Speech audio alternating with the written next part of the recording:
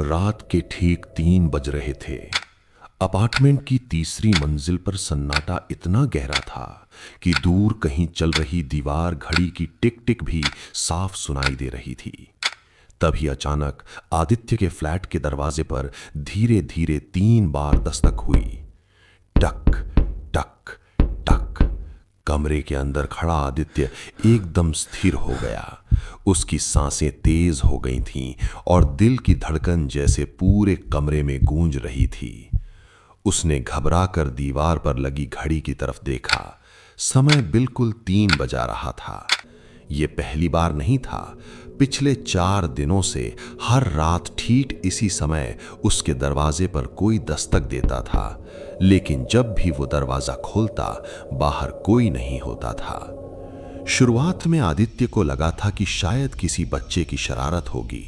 दूसरे दिन उसने सोचा कि शायद ऊपर वाले फ्लैट से कोई गलती से उसके दरवाजे पर आ गया होगा, लेकिन तीसरी रात के बाद उसे समझ आने लगा था कि इस बिल्डिंग में कुछ अजीब है, क्योंकि तीसरी मंजिल पर सिर्फ 2 ही फ्लैट थे। एक में आदित्य रहता था और दूसरा फ्लैट कई सालों से बंद पड़ा था। उस दरवाजे पर जंग लगा ताला था और आसपास धूल जमी हुई थी। आदित्य इस शहर में नया था। नौकरी की वजह से उसे जल्दी में रहने की जगह चाहिए थी, इसलिए उसने बिना ज्यादा पूछताछ किए ये सस्ता अपार्टमेंट किराए पर ले लिया था। पहले 2 दिन सब सामान्य रहा, लेकिन तीसरी रात जब ठीक 3 बजे दरवाजे पर वही 3 दस्तक हुई, तब से सब कुछ बदल गया। उस रात आदित्य ने हिम्मत करके दरवाजा खोला था। बाहर कॉरिडोर में अजीब सी ठंडी हवा चल रही थी। ऐसा लग रहा था जैसे कोई अभी अभी वहां से गुजरा हो, लेकिन सामने कोई नहीं था। तभी उसकी नजर फर्श पर पड़ी। जमीन पर गीली मिट्टी के हल्के पैरों के निशान दिखाई दे रहे थे। वे निशान धीरे धीरे आगे बढ़ते हुए बगल वाले बंद फ्लैट के दरवाजे तक जा रहे थे। आदित्य का दिल तेजी से धड़कने लगा। वो धीरे धीरे उस दरवाजे के पास गया, लेकिन ताला पूरी तरह जंग लगा हुआ था। ऐसा लग रहा था जैसे कई सालों से उसे किसी ने छुआ तक नहीं हो। उस रात के बाद आदित्य हर रात डर और बेचैनी के साथ सोता था। उसे पता था कि ठीक 3 बजे दस्तक फिर होगी और हर रात वही होता था। टक टक टक। 5वीं रात कुछ अलग हुआ। इस बार दस्तक पहले से ज्यादा तेज थी। टक टक टक। आदित्य धीरे धीरे दरवाजे के पास गया, लेकिन इस बार उसने तुरंत दरवाजा नहीं खोला। वो चुपचाप दरवाजे के पास खड़ा होकर पीप होल से बाहर देखने लगा।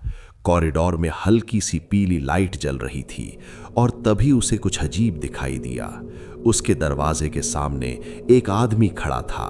उसका चेहरा दिखाई नहीं दे रहा था, क्योंकि उसका सिर अजीब तरीके से नीचे झुका हुआ था।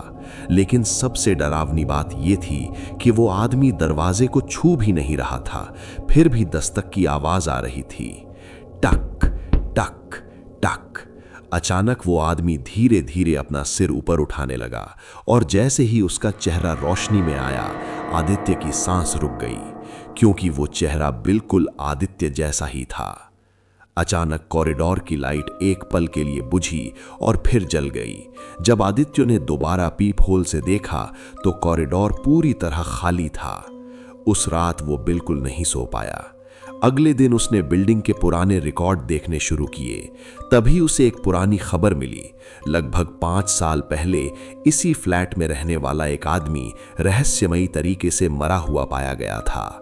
रिपोर्ट में लिखा था कि मौत से पहले वो कई बार शिकायत कर चुका था कि हर रात ठीक 3 बजे उसके दरवाजे पर कोई दस्तक देता है।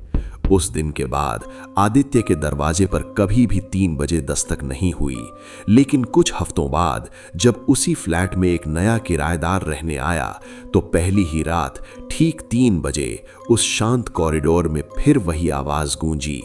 टक टक टक।